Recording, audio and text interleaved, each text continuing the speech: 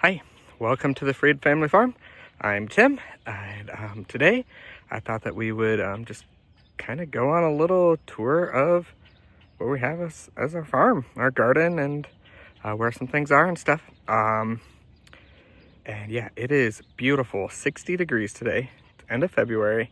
A week ago today it was below zero, and then we got a bunch of snow since then, and now the snow has started melting, and it's just really kind of our first chance to get back outside again for quite a while. And so we are getting out, and I'm kind of thought I'd come and take a look at some of the things I need to get done before we come back soon and till and such, but that's still a little ways down the road. But I've got quite a bit of stuff that I need to do to clean up and stuff, and I thought that I'd kind of show you where we're at outside of the farm. Just enjoy this beautiful day, so come along. Okay, this is kind of a look at the old garden, and as we move forward here, I thought we'd just kind of walk and talk a little bit as we go. This space here is the original space that we originally did when we first bought this land, and it was about from here to about here. Is about all that we did, up a ways to there and back, and that was about all that we did our first year, and then we've kind of slowly expanded and expanded and expanded. We're going to expand quite a bit more as we go. But you see kind of how we do things is we love weed fabric, in that we love to use this as to help prevent the weeds and such. And we do it, and we do gaps in between where we plant our things. So here, this is a wider gap. We did potatoes here this year. And I tried a fall cabbage, and that didn't work out quite as well. We didn't get it in time. And then we have shorter gaps in between for most of our rows here. And you can see that I've got quite a bit of cleanup to do as we go. But this is kind of where we're at. This we kind of explained in our garden plan in our garden plan video that we are starting here, and we are going to continue working. You can see here where weeds kind of went out and took over some areas here last year, and so I got to clear some of that out. And we're going to pull up all this weed fabric this year. All the weed fabric is going to get pulled up, and we're going to till everything as we expand. And then you can see I've started pulling some up here when I was harvesting the sweet potatoes, and unfortunately I didn't even get all the sweet potatoes up this last year. We did some, but I did not get them all up. And so I pulled up the weed fabric as we went, and then we go. And then here is where our strawberries are.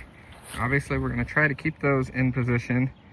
They look pretty dead right now. I'm hoping that they will recover and have some life down in with these after these dead leaves can be trimmed up and such. We covered them up pretty well. They've done all right in the past with us like that, so we will see kind of how they go. But yeah, so this space here is kind of our original garden. We're doing 3 different plots or areas of it, and as we expand this year. So you can see as we move on, last year I had this bright idea of having the aisle between 2 sections, about a 5-foot wide aisle, be flowers.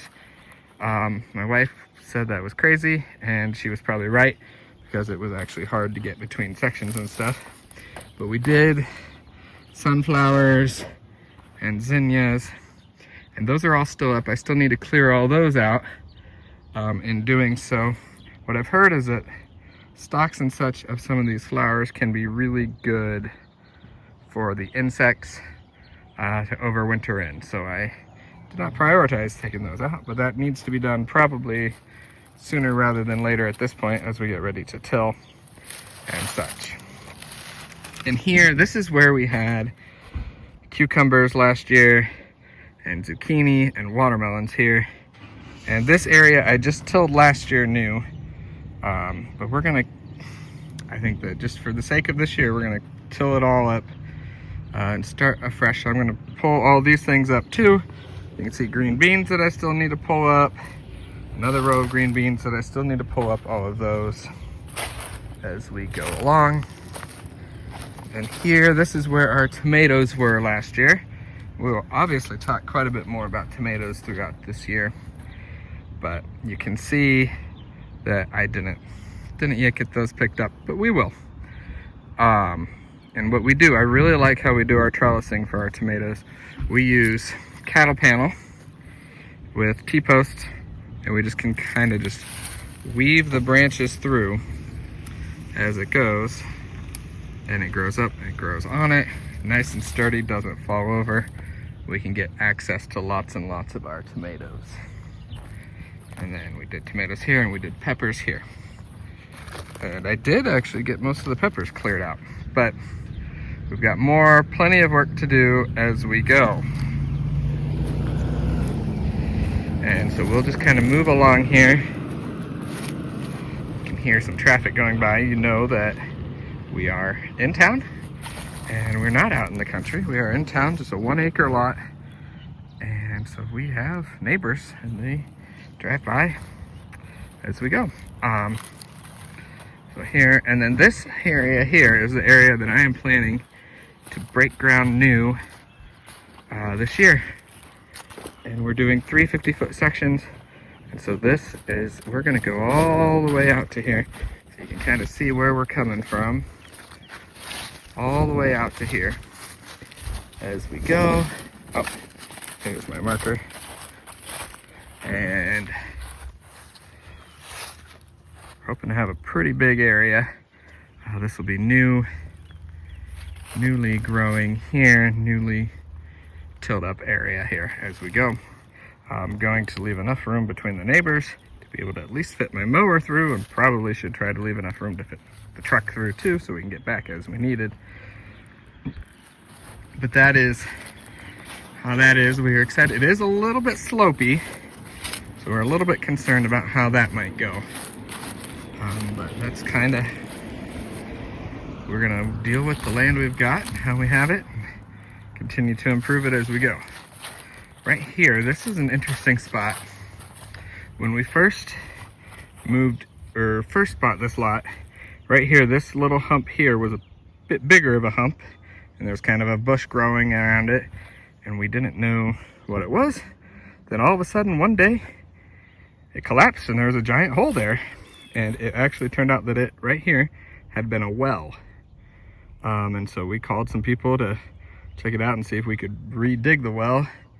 And they said no, it was too filled in, so we had them fill it in all the way and move on with life. And this here is another, just a large hump here that, as far as I know, is not a well or anything. But this area here it's hard to mow. And so I'm hoping to, obviously it would be hard to use for general crops, but I'm hoping to do some wildflowers, some milkweed and such in this area here. And you can kind of see we're up above the rest of the garden as we go. We're hoping to get 12 rows up with 3 sections of 3 50-foot sections. So we are excited here. You can see there's still some snow. But that snow is going to melt quickly. And just continuing our tour of the garden and our farm area, we're going to go up towards the raspberries. But on the way there, you can see we have our swing set. This is where our girls love to just come and play and swing. And as they swing here, it's really fun, really cool. It's right above the garden. We can see them while we're working. They can be nice and close to us, and they can run up and play, and we can see them and they can watch us work. And I think that that's really cool. The swing set we got off of Facebook Marketplace, but it used to belong to some friends of us who moved out of town, and when they moved, the new people who bought their house sold their swing set. Just kind of continuing on. This is an oak tree here that my dad and I planted a few years ago. And this tree had actually sprouted on its own in my backyard a long time ago, and then I just didn't mow around it for several years until we reached a point where I was like, well, actually, yeah, we decided that it needed a new home, and we thought here at the lot would be a good home.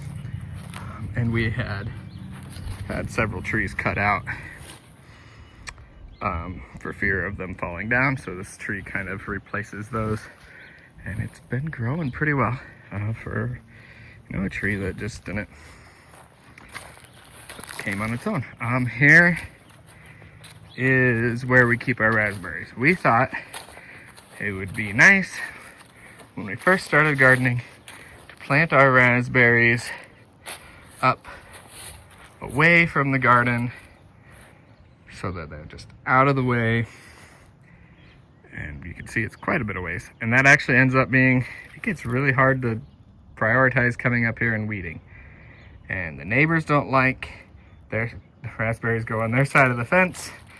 As they go, they don't like that much either. And so we'll see. And I mean, this year I didn't even get to all of them. You can see here that there are some. These are red raspberries that we bought at the garden store. But we are going to be moving when spring comes and they start sprouting. New plants start down at ground level. We're going to dig a bunch of those up and we're going to move them to the new area of the garden. And so then it'll be kind of mirroring the strawberries. So the strawberries are down there, raspberries will be over here. And we're going to kind of mirror that, and hopefully we'll be able to keep it weeded more and be able to get to it more and prioritize it and such as we go. And that's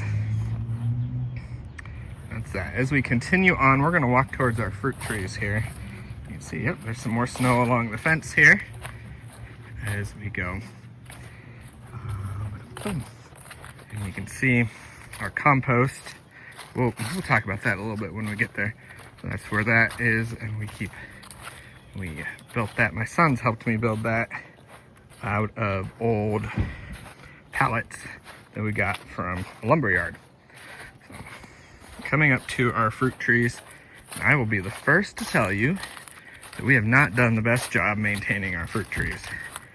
And the first example here is our peach tree.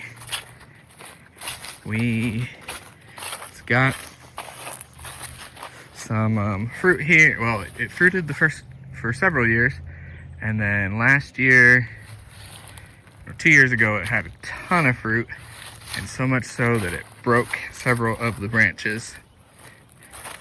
You can see here, and then it's been doing some repairing, and I cut broken branches off, but I did not trim very well. And one of our priorities this year is going to be pruning and figuring out the best care for our fruit trees, as you can see, so that we can get more. But we have peach tree. Here is our pear tree, and it has grown really well and produced several pears, not a ton. And we haven't actually, maybe 1 or 2 is all that we have actually gotten for ourselves. And then we have 2 apple trees. And this year, let's see, this is a honey gold tree, and that is a honey crisp tree there. And again, we haven't prioritized learning the best ways of pruning. And so this gave us a few apples this year, but not a ton as we go along. And then our honey crisp tree, this was the first year that it produced any apples. And obviously you can see we didn't get them all picked, but they didn't. Many of them were misshapen and such. And so our apples didn't do as well this year either.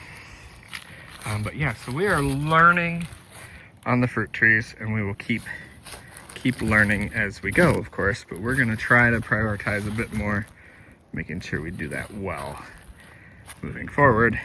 And yeah, luckily we have some other friends who had good years for their apples and shared with us this year, and we really appreciate that.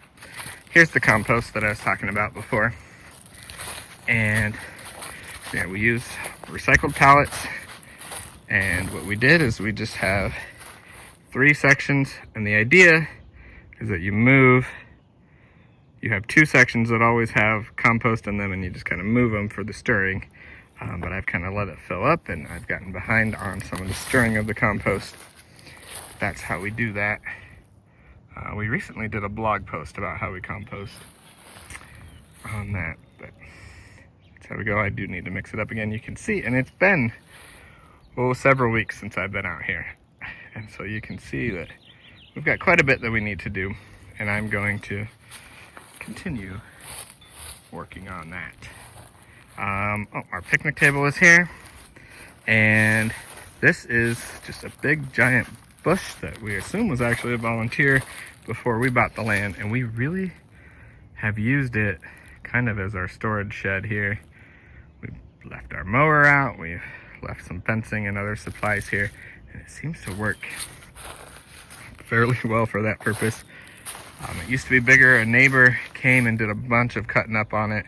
It was way overgrown, and now it looks a lot better as we do that. And then coming along here, I just want to point out this other section of raspberries right here. These are completely volunteer wild black raspberries, and these showed up, and I just decided not to mow around them, or to mow around them, and we got enough raspberries for fun eating here. Not enough yet for any preserving or keeping this year, but I'm hoping to utilize and expand this area more as we go too. All right, I mean, that is really basically it here. Obviously, we'll give more in-depth tours as we go, and as things start. We get things in the ground as they're planted and growing. You'll be able to see how we do things, and there'll be a little bit more excitement to it. But this is where we're starting. This is kind of our starting point right now for 2025.